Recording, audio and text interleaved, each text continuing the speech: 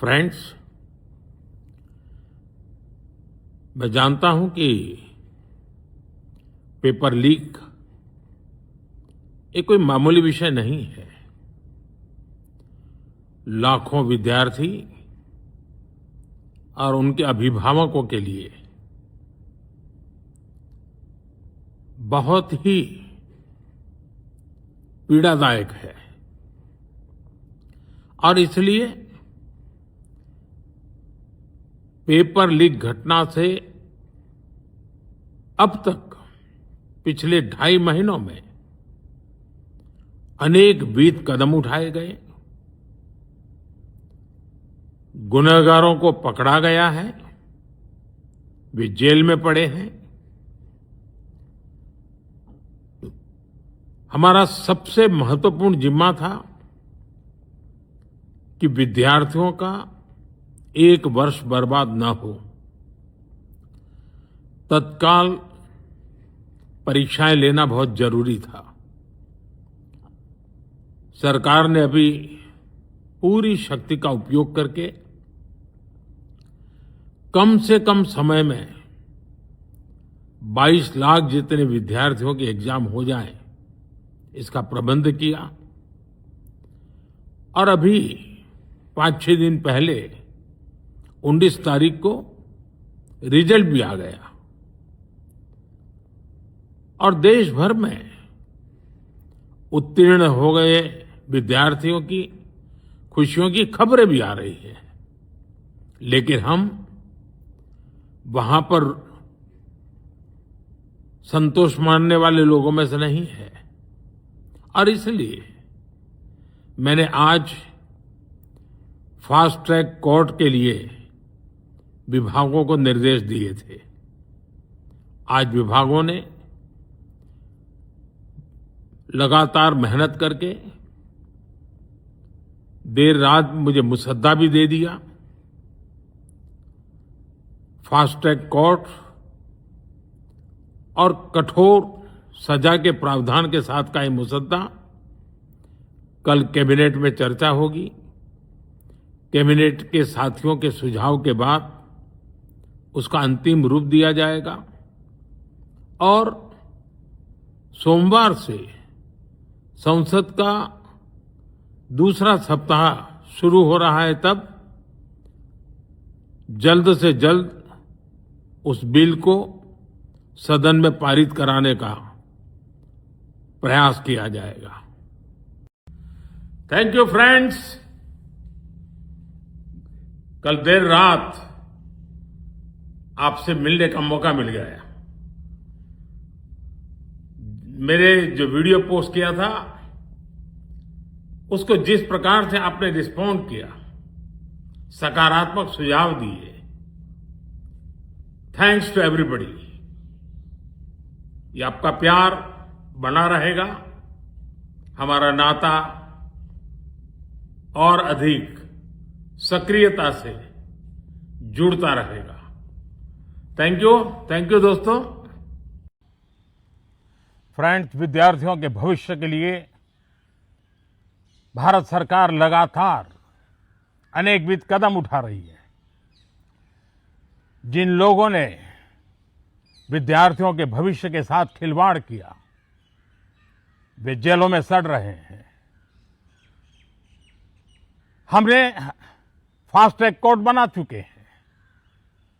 हम कल पार्लियामेंट के अंदर भी कठोर कानूनों के प्रावधान के साथ नया कानून बनाने की दिशा में भी आगे बढ़ रहे हैं। लेकिन हमें भविष्य के लिए सोचना है। हमारी परीक्षा पद्धति विश्वस्त हो, हमारी परीक्षा पद्धति ट्रांसपेरेंट हो, हमारी परीक्षा पद्धति में सबसे ज्यादा अब टेक्नोलॉजी का उपयोग हो। इन सारी बातों को ध्यान में रखते हुए विश्व प्रसिद्ध टेक्नोलॉजी एक्सपर्ट श्रीमान नंदन नीलेकनी जी के नेतृत्व में एक हाई पावर टास्क फोर्स बनाने का निर्णय किया है, जो एग्जामिनेशन रिफॉर्म की तरफ फोकस करेगा और जल्द से जल्द आने वाली परीक्षाओं की विश्वसनीयता को सुनिश्चित करने का काम इसके रिपोर्ट के आधार पर कर दिया जाएगा। बहुत बहुत धन्यवाद। साथियों,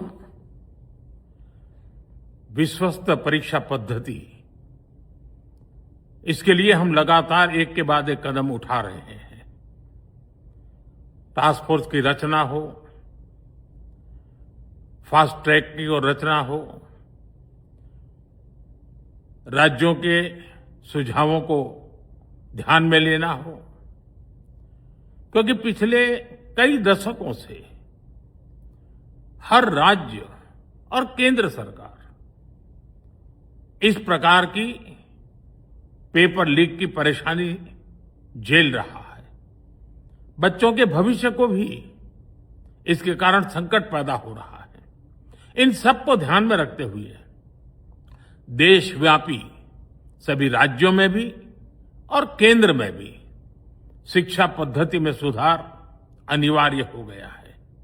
टेक्नोलॉजी के भरपूर उपयोग की आवश्यकता हो गई है और साथ साथ फिर से कोई पेपर माफिया, पेपर लीक करने वाली गैंग, देश के बच्चों के भविष्य के साथ खिलवाड़ करने वाली गैंग, उनको बख्शा नहीं जाएगा। इसलिए कठोर कानूनों की भी जरूरत है। हम संसद में बिल लेकर के गए थे और जैसा मैंने आपको वादा किया था, गत 2 दिन संसद के दोनों सदनों ने, अधिकतम माननीय सांसदों ने विस्तार पूर्वक उससे चर्चा की है और आज दोनों सदनों ने इस कठोर कानूनों वाले, प्रावधानों वाले इस बिल को पास कर दिया है। अब विश्वस्त परीक्षा पद्धति की दिशा में जाने में एक महत्वपूर्ण काम पूर्ण हुआ है। काम आगे भी चलता रहेगा।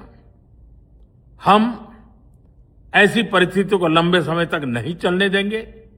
इस विश्वास के साथ साथियों, आइए हम सब मिल करके विकसित भारत के स्वप्न को पूर्ण करने के लिए कंधे से कंधा मिलाकर के चले। बहुत बहुत धन्यवाद। हाय फ्रेंड्स, आज तो मन करता है बस आपसे ही बातें करूं। जंतर मंतर पर जो कुछ भी हुआ, देश और दुनिया ने देखा है। कुछ शरारती बच्चों ने भद्दी भद्दी गालियां बोली। किसी भी सभ्य समाज को शोभा न दे ऐसे शब्दों का प्रयोग किया गया। मुझे तो गालियां दी गई, मेरी स्वर्गीय माता को भी गालियां दी गई। न जाने कितना भद्दा स्वरूप था।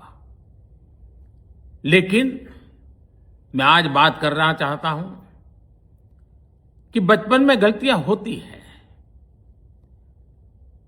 और बचपन में गलतियों से सुधरने का अवसर भी होता है और यही तो बचपना है। और इसलिए मैं समाज के अंदर जो आक्रोश है उसको भली भांति समझ सकता हूं। एक कल्चरल शॉक है कि हमारी बेटियां इस प्रकार की भाषा कैसे बोल सकती हैं।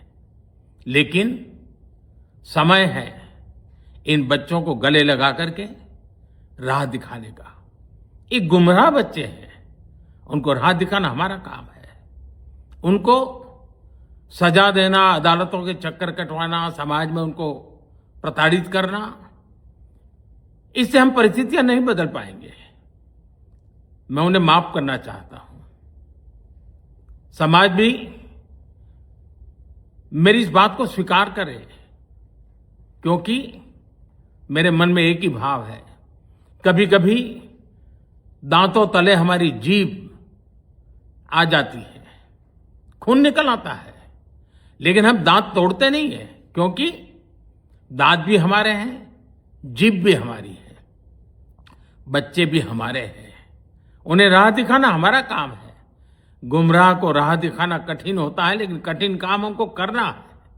और इसलिए आओ, मैं इन बच्चों को कहता हूं, बच्चों आओ, हम देश के लिए साथ मिलकर के आगे बढ़े, कुछ नया सीखें, गलतियों से भी सीखें, अपने सपनों को लेकर के चल पड़े। देश बहुत आगे बढ़ रहा है, आगे बढ़ने वाला है, और आपका भी आगे बढ़ना निश्चित हो, यही मेरा सपना है।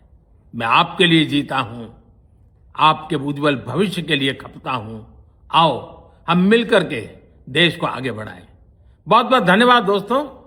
बस आओ, गलतियों से सीखो, आगे बढ़ो।